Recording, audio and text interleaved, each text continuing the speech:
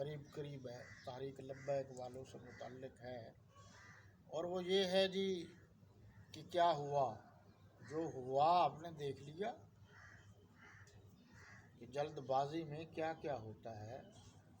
ہمارے جذباتی بریلوی لوگوں نے علماء اہل سنت والجماعت دیوبند کی جو تاریخ تھی 1857 سے اور قربانیاں تھیں، ایک دم ان کو ختم کر کے یہ باور کرایا لوگوں کو کہ ہم ہی سب کچھ کرنے والے ہیں۔ تو ختم نبوت کا پوائنٹ تو جو انہوں نے اٹھایا بہت اچھی بات ہے، اس پر تو سارے مسلمان قائل ہیں، لیکن اس پر بھی آپ نے غور کیا کہ انہوں نے اپنے آپ ہی اپنے ہی لوگوں کو شامل کر کے اٹھایا، اور کسی دھڑے فرقے یا مسلک کے لوگوں کو شامل کرنا گوارا ہی نہیں کیا۔ یہ تو اس طرح ہوتا ہی نہیں ہے، یہ تو موضوع ایسا ہے جب تک اس میں سارے شامل نہ ہوں اس وقت تک بات نہیں بنتی۔ اب نتیجہ یہ ہے کہ ایک یار لوگوں سے مراد میری آپ سمجھ جایا کریں کہ جو چلاتے ہیں، جو پیسے دیتے ہیں، فنڈ دیتے ہیں، وہ انہوں نے ایک ڈیوٹی تو یہ لگائی کہ جناب تم پیچھے ہو، تم آگے آؤ۔ دوسری ڈیوٹی یہ لگائی کہ ہمیشہ ہر الیکشن میں جو مذہبی ووٹ ہے وہ اہل سنت والجماعت دیوبند کو مل جاتا ہے، تم پیچھے رہ جاتے ہو، تم بھی ووٹ لے لو۔ مقصد تقسیم تھا۔ اب انہوں نے کہا یہ ایک دو ہمیں سیٹیں دے دو۔ اب سارے مطالبے جتنے انہوں نے کیے تھے وہ خود بخود ہی مہربانی کر کے پیچھے ہٹ گئے، اور سمجھدار بہت بنتے تھے۔ سیاست کوئی خالہ جی کا گھر نہیں ہوتا، عقیدے اور نظریے کا کام کرنا۔ تو حکومت نے بڑے آرام سے ان کو چت کر دیا، اور یہ بات بالکل واضح ہے کہ دلائل اور براہین میں یا ٹیبل ٹاک پر حکومت نے ان کو باقاعدہ ہار دکھا دی ہے، آئینہ دکھا دیا ہے، شیشہ دکھا دیا ہے۔ یہ فوراً بات مان گئے ہیں۔ یہ ہمارے بزرگوں کا طریقہ تھا کہ ٹیبل ٹاک پر جو بات کرتے تھے ان میں دوسروں کو بھی قائل کر لیتے تھے۔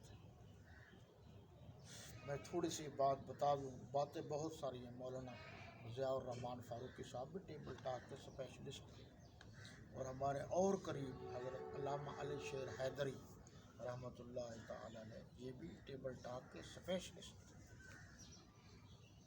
تو جو حکومت کی طرف سے جو سنی شیعہ کے سلسلے میں سب کو بلایا گیا، سب کو، اس میں انتظامیہ بھی تھی، ججز بھی تھے، یہ بھی شیعہ بھی تھے، تو اس میں جیسے ان کی عادت ہے چیخنا چلانا، یہ ہماری عبادت ہے، ماتم کرنا، یہ کرنا، وہ کرنا، جلوس نکالنا، تو ہم تو کریں گے، یہ ہے وہ ہے۔ تو علامہ علی شیر حیدری صاحب نے سب کے ساتھ ایک سوال سمجھو، بات سمجھو کہہ دی، اچھا یہ بتاؤ کہ چلو اس پر تو بحث یا بات چیت پھر کریں گے کہ آپ کے نزدیک یہ ماتم، یہ گھوڑا نکالنا، یہ وہ عبادت ہے، تو کیا یہ جلوس، یہ ماتم سنیوں کے گھروں کے سامنے کرنا بھی عبادت ہے؟ تو اس نے کہا، ساجد نقوی تھا، میں پھر جواب دیا۔ علامہ صاحب نے کہا اب یہ کبھی جواب نہیں دے گا، اس کے بعد وہ آیا ہی نہیں سامنے۔ تو یہ ہوتا ہے طریقہ کار۔ اور اب دیکھ لیجئے، یہ پھولے نہیں سماتے جی، وزیر اعظم نے ہمیں بلا لیا۔ ہمارے تو بزرگ وہ ہیں جن کے پاس وزیر اعظم چل کے جاتے ہیں۔ آپ کو یاد نہیں ہے یہ پاکستان کے سابق وزیر اعظم میر ظفر اللہ جمالی مولانا فضل الرحمان صاحب کے پاس بھی چل کر گئے تھے، اور مولانا اعظم طارق صاحب کے پاس بھی چل کر گئے تھے، رہا بھی کرایا تھا جی، انہوں نے تو کبھی نہیں کہا۔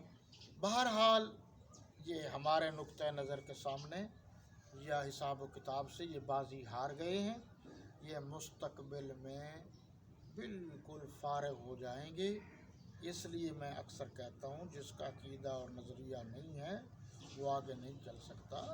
یہ بڑے مراحل ہوتے ہیں، بڑی مشکلات ہوتی ہیں، اور انہوں نے لاہ عمل جو تیار کیا ہے اس میں کسی جماعت کو بلایا تک نہیں، شامل تک نہیں کیا، خود ہی سب کچھ کیا ہے۔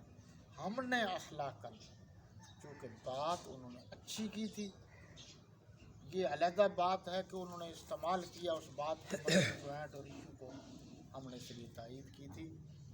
اس لیے ایک بار پھر اب قریب زمانے میں یہ بات واضح ہو گئی ہے کہ حق کا علم بلند کرنے والے اس پاکستان میں صرف اور صرف اہل سنت والجماعت دیوبند ہی ہے۔ اللہ ہمیں عمل کی توفیق دے۔ ربنا